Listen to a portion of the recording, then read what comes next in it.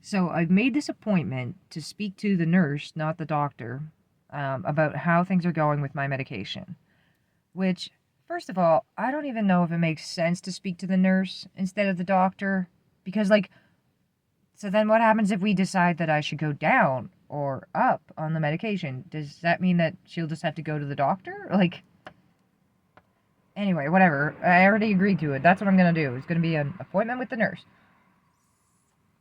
Hopefully she's going to be a person who's going to be helpful at getting me to understand what's going on with my medication. Like, is it working? My psychotherapist said she wanted me to make sure to talk about how much I've been smoking weed. Like, with the potential interaction with the medication and whatever. Help me understand by talking to them.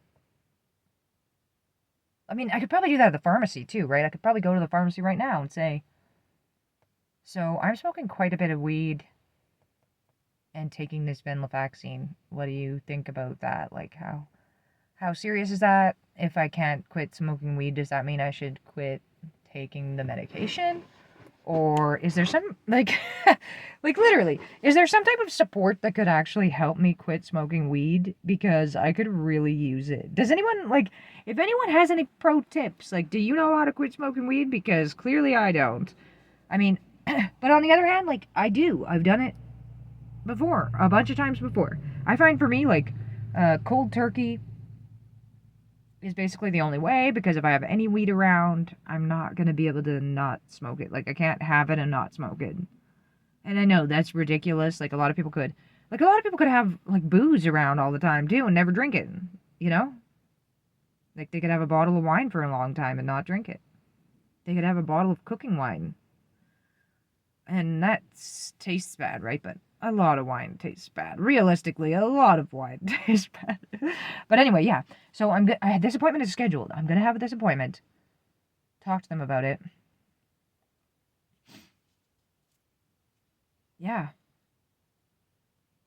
Like, after I made the appointment, then I decided to quit smoking weed because of how ridiculous it is with money and addiction and such. But then I fell off the wagon there, and then just continued falling off more once I was done the first initial falling off. So here we are. Now I just smoke weed every time again. Roll my own joints. Here's one now. That doesn't look too embarrassing, does it? Does that look too embarrassing? No, that's alright. It's actually kind of beautiful.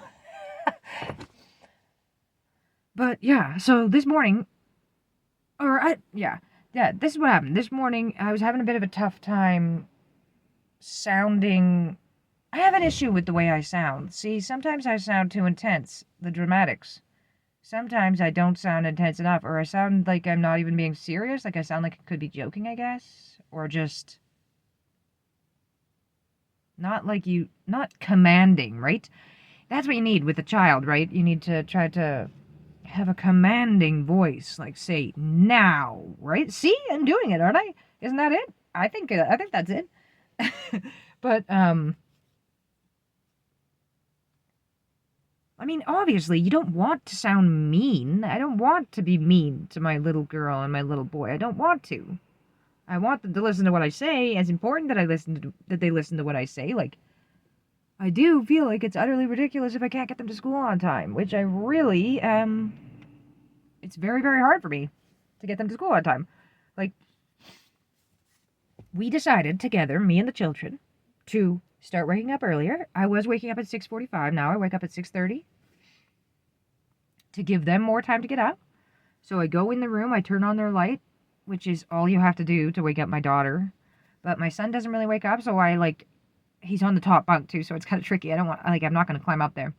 I'm like kind of like touching his face and stuff to try and get him to wake up. I'm not going to yell at him. Like, also my husband was asleep still, so I don't want to be loud. And I don't want to be mean.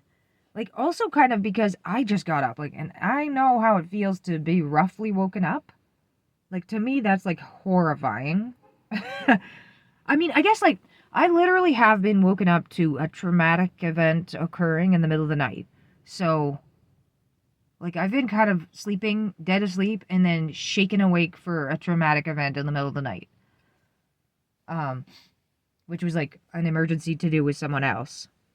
But anyway, so I do have this experience of like someone intensely waking you up. Maybe I do associate it with something bad is happening. So it's just so hard for me to do that to someone else. Like, I don't want to unpleasantly wake someone. I really don't want to. It's very hard for me to. Like, sometimes my husband even wants me to wake him up, and I'm just like, I feel like I'm going to ruin my entire day if I do what would be necessary for me to wake you up. Like, because he just wouldn't wake up. Like, I'd have to shake him. Like, I would have to be yelling at him. Like, it just seems insane. Like, to me, it's like, it goes against who I am to do that to you. I can't do it. I can't wake you up because I'm against waking you up, you know? If you're resting, I believe in letting you rest. Right? Especially a child, too. Especially if you suspect that they might be sick. Like, just let them sleep. It's not right, man. So yeah, then, eventually he got up much after. I just didn't even really take it that seriously. It's so much time now with that extra 15 minutes. You wouldn't think it would make that much of a difference, but there was always a lot of time. Like, it was important to me to not feel that I was in a rush to get ready because I feel so stressed by that.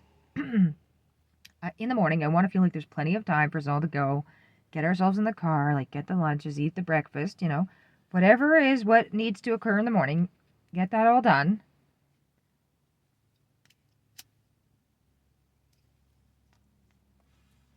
But then, right close to the wire, you know, where we always have to go, I'm suddenly now chasing my son around trying to get him to take his puffer because he takes a maintenance puffer for asthma.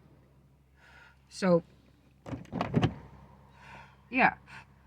And just yesterday morning, my husband was like laughing about how, well, not laughing. He was saying from the other room while he's still in bed that you're being serious, he yelled, or something like that. Or to sound serious, or maybe he yelled, it's not a joke, you know? And I was feeling like I was being serious, but I wasn't sounding like severe.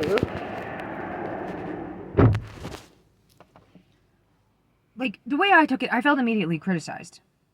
So anyway, I was kind of afraid of this happening again because now he was running away from me and laughing while he's running away. While I'm trying to be taken seriously and trying to get him to take his puffer and trying to get us out the fucking door, you know? So, I don't want to sound upset because I think my husband probably can hear me. So I don't want him to hear that I'm getting annoyed. I don't want him to notice the laughing. I don't want him to notice the same thing is happening as the day before. And, like, I don't help myself either because I say things like, at least it's only every day. That's something I say quite a bit, like, because it's insane how much I can struggle with the exact same thing the next day again and again and again and again. Like, it does have certainly an effect of wearing you down.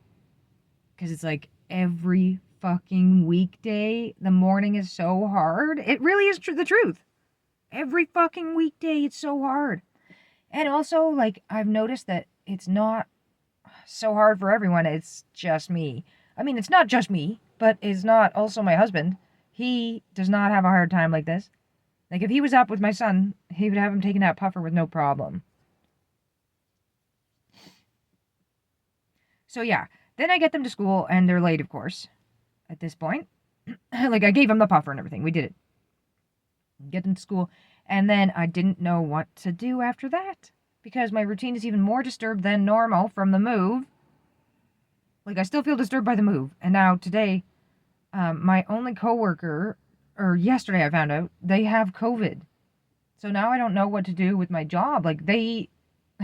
the way it works is they live at my work. So, like, I'm not going to work now, I guess. It feels like up in the air. It's so uncertain what's happening. So it's a weekday. I'm expected to go to work, except for I'm not supposed to go to work because the guy has COVID. So then what the hell am I going to do? You know? I come to the end of this difficult morning, and then what the hell was I going to do? I didn't know.